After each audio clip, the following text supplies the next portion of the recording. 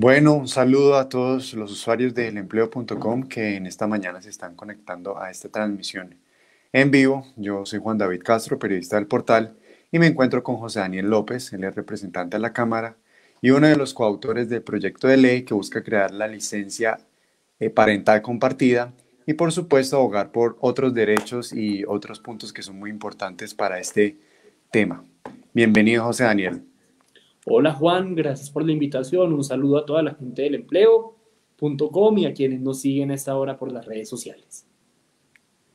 Bueno, José Daniel, empezando para aclararle a todos los usuarios que este proyecto de ley ya va bastante avanzado, que ya superó el segundo debate y que por supuesto esperamos que tenga mucho más éxito. Pues es un tema que, como usted sabe, le compete a muchas personas y es el cuidado de los niños y por supuesto la licencia parental de padre y madre que les ayuda, por supuesto, a responsabilizarse mucho más y a cuidar a sus hijos.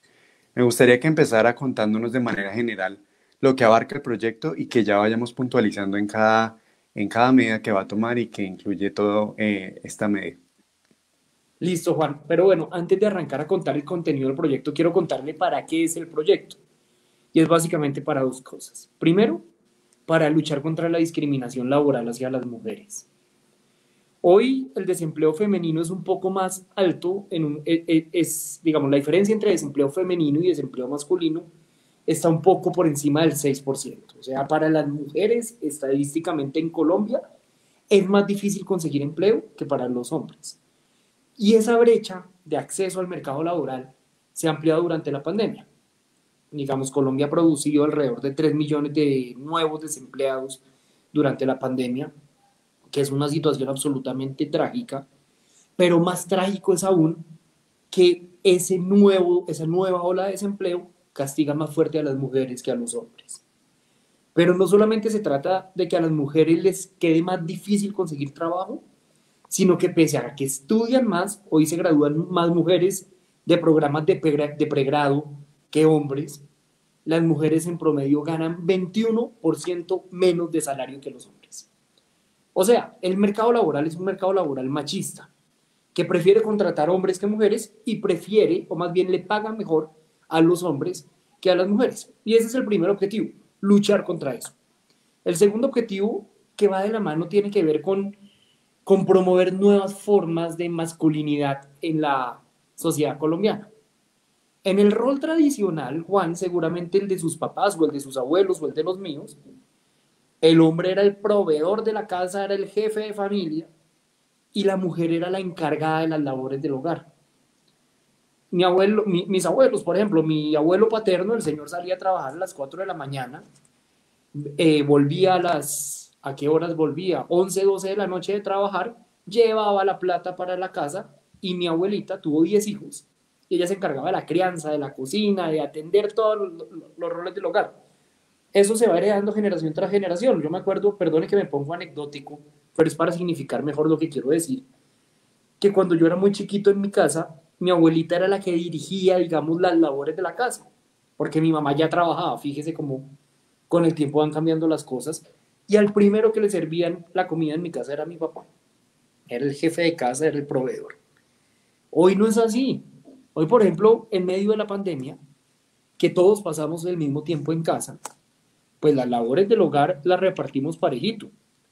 O, por ejemplo, cada vez son muchas más las mujeres que trabajan y cada vez somos muchos más los hombres que queremos tener una mayor participación en las labores del hogar. Por eso lo que buscamos acá es una ley que ayude a cambiar el chip. Cuando los hombres ayudamos en la crianza de nuestros hijos, no estamos ayudando realmente, ni estamos auxiliando a nuestra esposa o a la mamá del hijo. Estamos siendo corresponsables de la crianza del bebé. Entonces, ¿qué buscamos con este proyecto de ley? Esas dos cosas. Reducir incentivos para la discriminación laboral contra la mujer y atacar, o más bien promover, la corresponsabilidad paterna en la crianza de los bebés. Ese es el para qué. Ahora le respondo el cómo. Estamos tomando principalmente 4 medidas y que supongo que podremos ampliar a lo largo de esta conversación, solo las quiero mencionar. Uno, aumentar la licencia de paternidad, hoy es de 8 días, la estamos llevando con lo aprobado en el segundo debate en Cámara a 8 semanas. ¿Qué quisiéramos idealmente? Que como ocurre, por ejemplo, en los países nórdicos, mujeres y hombres toman el mismo tiempo de licencia cuando tienen un bebé. Pero entendemos que ese camino se debe recorrer gradualmente y con responsabilidad. Por eso pasamos a 8 semanas. Segundo, permitir que las mujeres y los hombres puedan compartir e intercambiar sus semanas de licencia, de común acuerdo y por supuesto con autorización del médico tratante. En específico, las semanas que van de la 12 a la 18, porque las mujeres hoy tienen 18 semanas de licencia de maternidad, podrían ser transferidas parcial o totalmente al padre del bebé. Si la mujer así lo quiere, por supuesto.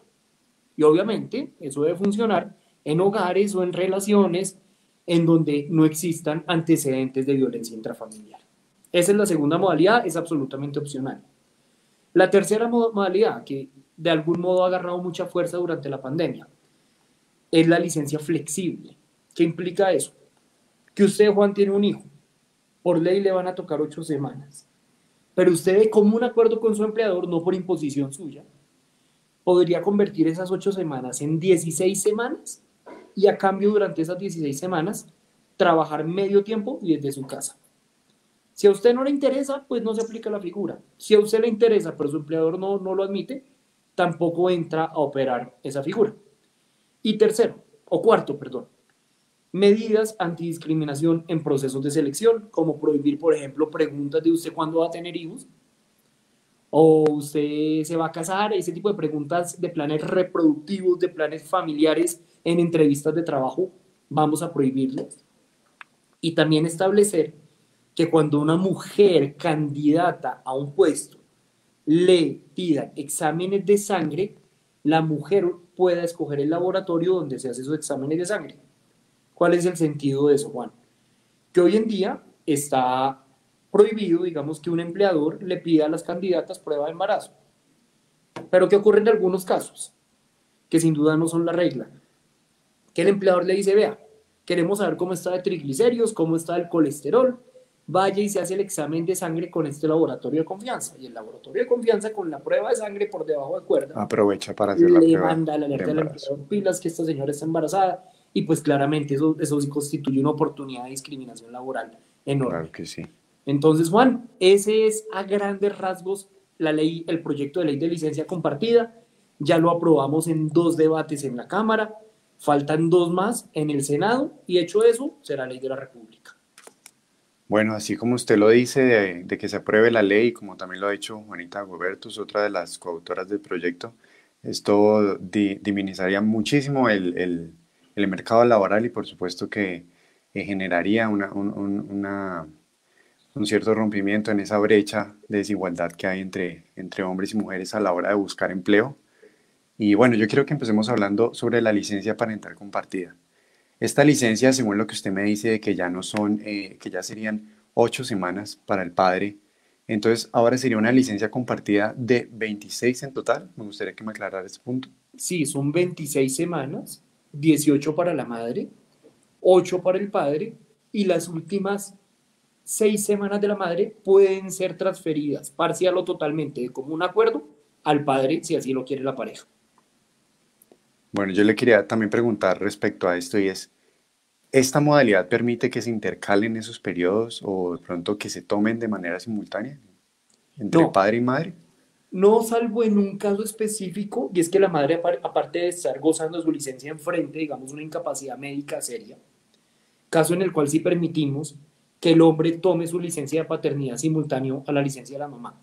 Pero parte de lo que busca este proyecto de ley es proteger a los hijos y permitir que pasen más tiempo con sus papás. O sea, existe toda la evidencia científica que muestra cómo no solamente es importante la licencia de maternidad en razón a la lactancia o a la salud de la madre, sino en términos del desarrollo psicoafectivo del bebé. Pero además, no solamente la presencia de la mamá, sino también la presencia del papá transfiere unos atributos y genera unas condiciones también emocionales que son importantes para el bebé en sus primeras semanas.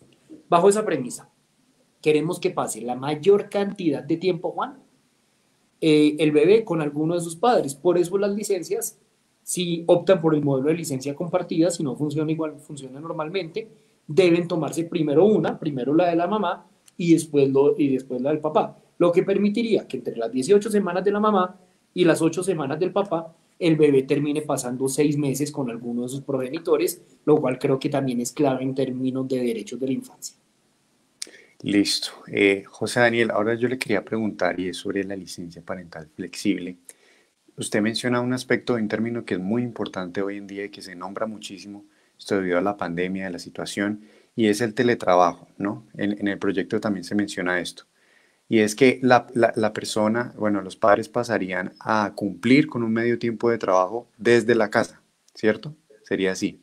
Esto implicaría que las empresas se tendrían que amoldar a este nuevo sistema de trabajo, generaría un poco más de esfuerzo por parte de las empresas. Pues Juan, yo creo que esto es digamos, un aspecto no previsto de este proyecto de ley, pero yo creo que las empresas ya aprendieron hoy a operar por medio del teletrabajo. Pensar usted en la posibilidad de hacer un live del empleo.com sin que yo fuera a los estudios del empleo y usted decir, no, yo lo voy a hacer desde mi casa. Seguramente a todos alguien nos pega un grito del horrorizado que implicaría esa propuesta hace 6 meses antes que arrancara esto. Muchas actividades que antes hacíamos de manera presencial, hoy las hacemos de manera virtual. Vean, la pandemia ha dejado 1000 cosas malas, pero ha dejado 2 o 3 buenas. Una de ellas es que se demostró empíricamente que el teletrabajo sí es posible. En la mayoría de los casos, en la mayoría de los sectores, seguramente hay unas compañías, unas operaciones para las cuales es muy difícil porque se requiere digamos, la presencia física de quien trabaja allá. Claro.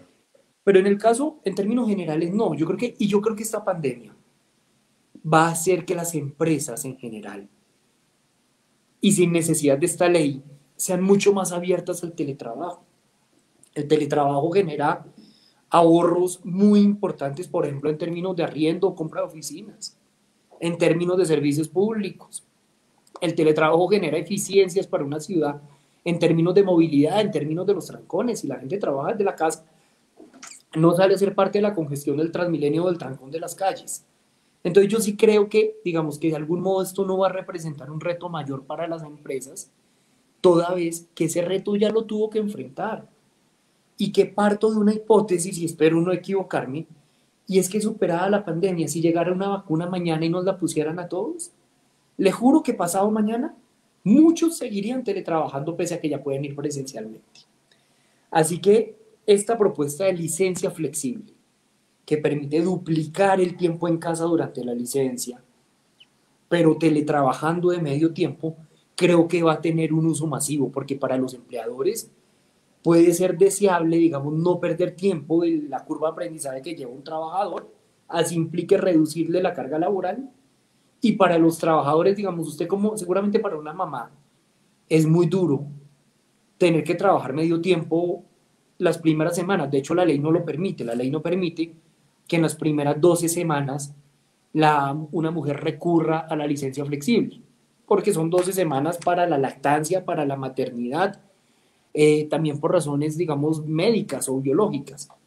Pero en el caso de esas últimas 6 semanas para una mujer, o en el caso de las 8 semanas que proponemos para el hombre, pues yo sí creo que es perfectamente posible y esa parte muy agradable usted poder tener un equilibrio entre ese momento tan especial en la vida que es tener un hijo, en sus primeras semanas, poder estar viendo todo ese proceso y pues pegarse su escapadita a medio tiempo para Para el trabajar trabajo. y a cambio de eso poder pasar más tiempo compartiendo esa experiencia.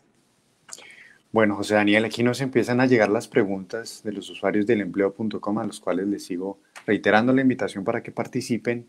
Y vamos con la pregunta de Javier Díaz. Él pregunta, ¿aumentar la licencia de paternidad no sería otro golpe para las empresas en esta difícil situación vivida por el coronavirus? Yo creo que no, yo creo que por el contrario es una oportunidad. Primero es importante recordar que las licencias no son pagadas por las empresas, son pagadas por las EPS. Luego no genera de manera directa al menos una carga mayor, pero sobre todo yo creo que acá hay una oportunidad para el sector privado y he venido hablando con gremios sobre este tema, porque pues obviamente el reflejo en algunos casos sí es de decir, oiga, pues cómo nos va a subir 8 semanas, pero creo que esto hay que entenderlo a largo plazo. El talento y la capacidad en una sociedad para cualquier actividad productiva está distribuida entre los dos géneros. El problema es que en razón al régimen de licencias parentales que tiene Colombia y en razón a otros factores también estructurales que promueven la discriminación de género, las empresas están consumiendo mucho más el talento masculino que el talento femenino. Y se lo están perdiendo en gran medida. Creo que empezar a nivelar las cargas en términos de licencia va a ayudar mucho a que las empresas consuman mucho más en el buen sentido el talento laboral de las mujeres. Y quienes, por ejemplo, en nuestros equipos de trabajo, me pasa en mi unidad de trabajo legislativo, es un matriarcado fundamentalmente, creo que el 70% está conformado por mujeres y sin pretender demeritar, digamos, el trabajo de hombres. En el trabajo femenino hay unos activos y unos valores y unas capacidades que mal hace el sector privado y el sector productivo en perderse o al menos en perderse parcialmente como hoy lo está haciendo. Yo entiendo que los cambios y los avances sociales generan siempre impactos y generan preocupaciones, Juan. Pero también es importante entender que por encima de esa consideración debe estar la consideración de la necesidad de avanzar más con todos los empleos que deben recuperarse, fruto de la pandemia, hacia una sociedad mucho más igualitaria en el acceso al mercado laboral. Hacemos solo la mitad de la tarea si recuperamos empleos, pero reproducimos el mismo modelo machista de discriminación de las mujeres en la labor de recuperación de los empleos. Luego yo, antes de entenderlo como dificultad, lo entiendo como una oportunidad para el sector productivo, pero también para la construcción de condiciones de igualdad y de justicia en esta sociedad. Listo, José Daniel. Aquí nos llega otra pregunta de Gerardo Javier. Nos dice, ¿no hay riesgo de que el padre tome estos días de licencia como descanso o vacaciones cargando el trabajo solamente a la madre? Esa pregunta de Gerardo es clave porque, porque vea, Juan, yo creo que nosotros que estamos en el Congreso, yo estoy en mi primer periodo, no vengo de familia política, para mí esto es una experiencia nueva. Debemos ser humildes en términos de las expectativas que tenemos frente a las leyes que producimos. Yo creo que las leyes pueden producir cambios. Estoy seguro que la licencia parental compartida producirá algunos. Pero muchos más fuertes son los cambios culturales y la transformación de la conciencia colectiva, como lo decía Luis Carlos Galán. Este proyecto de ley busca cambiar reglas de juego laborales para producir incentivos racionales a empleadores, orientados a los fines que ya señalaba. Y también, digamos, producir incentivos a las mujeres, a los hombres que tienen bebés a partir de la entrada en vigencia de esta ley.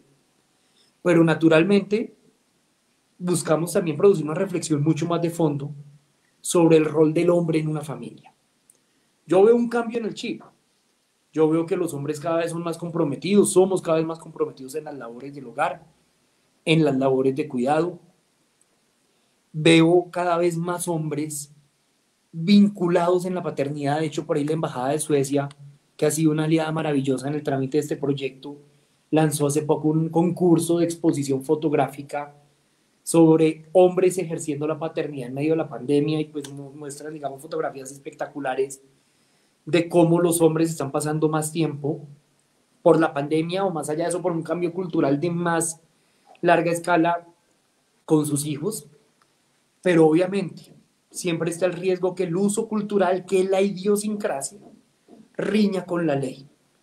Yo prefiero partir de la buena fe de la gente y prefiero partir cuando legislo de la base de creer que tengo al frente ciudadanos que van a utilizar las leyes y las oportunidades que ellas generan para las finalidades que son. ¿Qué obviamente puede pasar? Que hombres que maltratan a las mujeres accedan a la licencia parental compartida. Pues por eso queremos justamente establecer una prohibición para que toda pareja en la cual haya un condenado por violencia intrafamiliar no pueda acceder a la figura. Que va a haber casos de hombres que se van a tomar las 8 semanas para irse a tomar cerveza con los amigos. Puede pasar, pero vuelve y juega. No en razón de ellos, no en razón de esos grupos específicos minoritarios, debiéramos privar a la mayoría de los ciudadanos que si están en una onda de transformación social, que si están en una onda de transformación cultural, de permitirle a los hombres más tiempo con sus bebés y de permitirle a las mujeres mayores oportunidades laborales. Yo, entendiendo ese riesgo, priorizo sin duda los propósitos superiores. Listo, José Daniel. Una pregunta. ¿En qué momento se toma la decisión o con cuánta anterioridad uno puede decir voy a irme por la licencia compartida o por la licencia flexible? Esta decisión, ¿cuándo la toman las familias?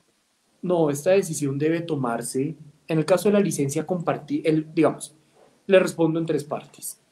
En el caso de la ampliación de la licencia de paternidad, eso no es opcional, eso va por defecto. Usted tuvo un hijo, lo acredita ante su empleador, lo acredita ante la EPS y tenga 8 semanas de licencia de paternidad. La licencia compartida se pacta digamos, lo pacta la pareja, debe hacer una declaración pública e informar al empleador de cómo se van a distribuir el tiempo, bien sea antes del parto o a más tardar 2 semanas después del nacimiento del bebé. Y los mismos periodos aplican con la licencia flexible, bajo el entendido que hay el pacto no es al interior de la pareja, sino es entre el papá o la mamá que se va a tomar ese tiempo doble, pero trabajando de medio tiempo, y lo pacta con su empleador. Esas son, perdón, las reglas de juego en materia de tiempo. Ok, José Daniel, me gustaría que ya entráramos a hablar un poco de lo que usted mencionó sobre las medidas antidiscriminatorias, ya que sabemos que la edad reproductiva del embarazo y por supuesto la licencia a veces se convierten, ¿no? Indirectamente en barreras para acceder al empleo. Entonces me gustaría que profundizáramos en estas medidas tan importantes que ustedes están teniendo en cuenta en este proyecto de ley. Bueno, acá hay un reto integral de superación de las brechas de género en este país. Y le quiero poner un ejemplo que es el ejemplo donde yo trabajo. Yo trabajo en el Congreso. En el Congreso yo hago parte de la Comisión Primera de la Cámara. La Comisión Primera es tal vez la más importante de las comisiones de la Cámara. Discute, por ejemplo, las reformas constitucionales, los temas de paz, entre otros. Somos 38 miembros. De los 38, 4 son mujeres, 34 son hombres. La Cámara o el Congreso en general, 80% hombres, 20% mujeres. Tenemos una estructura cultural, social y legal que de algún modo perpetúa esta situación de exclusión o de brechas de género, o de exclusión de mujeres para la participación en espacios laborales, en espacios políticos, en espacios sociales, en estructuras de poder, entre otros. Atacar este problema requiere esfuerzos multidimensionales. O sea, eso no depende del Congreso y ese es el mensaje que quiero dar simplemente. Nosotros podemos sacar las leyes que queramos, pero en un país de estas condiciones la aplicación de la ley más que del Estado y de quienes producen las leyes depende de la voluntad ciudadana. Pero en ese esfuerzo entendemos que también hay que hacer correcciones a nivel legal para evitar prácticas que se vuelven comunes. Una práctica, un empleador hace un proceso de selección, clasifican y llegan a la gran final dos candidatos. Una mujer de 28 años recién casada, un hombre de 28 años recién casado. Ambos estudiaron en la misma universidad, la misma carrera, duraron el mismo tiempo de experiencia profesional, situaciones más o menos parecidas, tienen el mismo posgrado. Adivina quién van a contratar. En el 80% de los casos van a contratar al hombre por una reflexión elemental.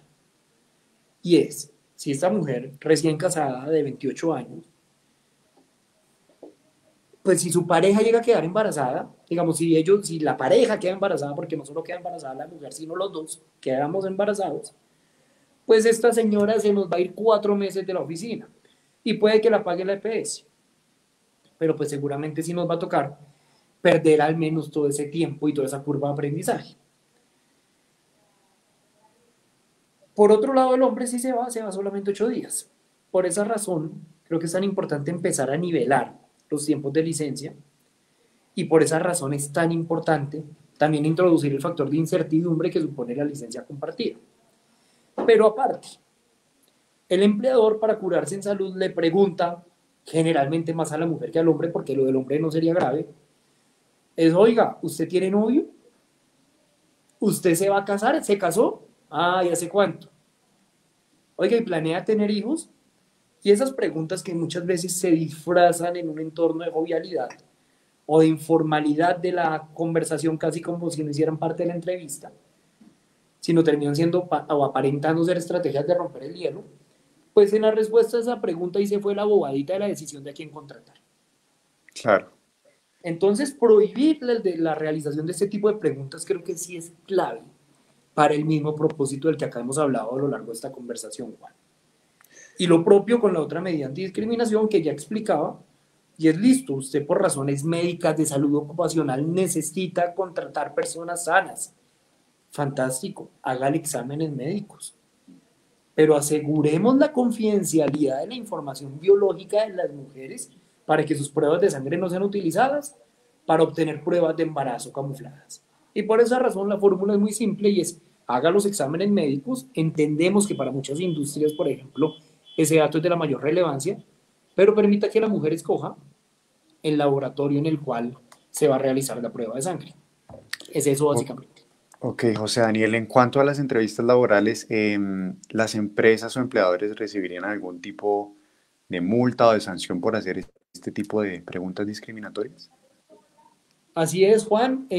Establecemos un régimen de multas que, si no me falla la memoria, con unas correcciones que le hicimos al proyecto de ley en segundo debate, llegan hasta 200 salarios mínimos mensuales legales vigentes. Entendemos que prohibición sin sanción no es prohibición y por eso tanto a la prohibición, digamos, de imponer laboratorios clínicos como a la prohibición de realizar este tipo de preguntas, pues, digamos, esto, obviamente el incumplimiento de estas disposiciones tendría consecuencias económicas para las empresas. Otra pregunta, José Daniel, sería, ¿hay casos en donde sí se les podría pedir una prueba de embarazo a las trabajadoras, a las personas No, que en estén en un ningún proceso de caso. selección? En ningún caso, porque creemos que la solicitud de prueba de embarazo, eso se prohíbe taxativamente en esta ley, de hecho ya venía siendo prohibido, implica, de hecho, una barrera insalvable para la opción de conseguir trabajo para una mujer que esté embarazada. Y creemos que eso desde el punto de vista de constitucionalidad, de derecho a la igualdad, es inaceptable. ¿Quién, digamos, quién contrataría a, a una mujer embarazada si existieran los mecanismos para verificarlo? Entendemos, digamos, que muchas mujeres cuando quedan embarazadas toman la decisión de apartarse de su vida laboral, de no buscar trabajo, si es que no lo tienen, de dedicarse a su embarazo, y esa es una decisión supremamente respetable. Pero lo que no podemos hacer nosotros desde el Congreso es dejar barreras legales que reconozcan discriminación contra unos ciudadanos en beneficio de otro grupo poblacional más amplio. Listo, José Daniel, ya nos quedan muy pocos minutos, entonces ya vamos cerrando esta transmisión en vivo. Le agradezco a los usuarios del empleo por haberse conectado y a usted, José Daniel, por haberse compartido con nosotros este proyecto de ley y por supuesto muchos éxitos. Esperamos que avance mucho más y que algún día lo podamos ver completamente realizado y reglamentado para que por supuesto se rompa con esta desigualdad en cierta medida que hay en el mercado laboral. No, Juan, usted muchas gracias por la invitación. A los ciudadanos pedirles que estén pendientes.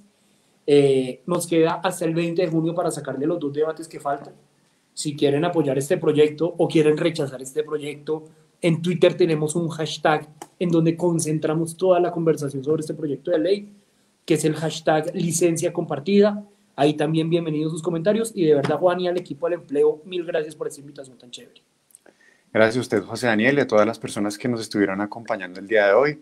Recuerden que para toda la información y actualidad del mundo laboral colombiano pueden visitar noticias.elempleo.com y que por supuesto sigan postulándose a las ofertas que están publicadas en nuestro portal. Un saludo a todos y muchas gracias por habernos acompañado en esta transmisión.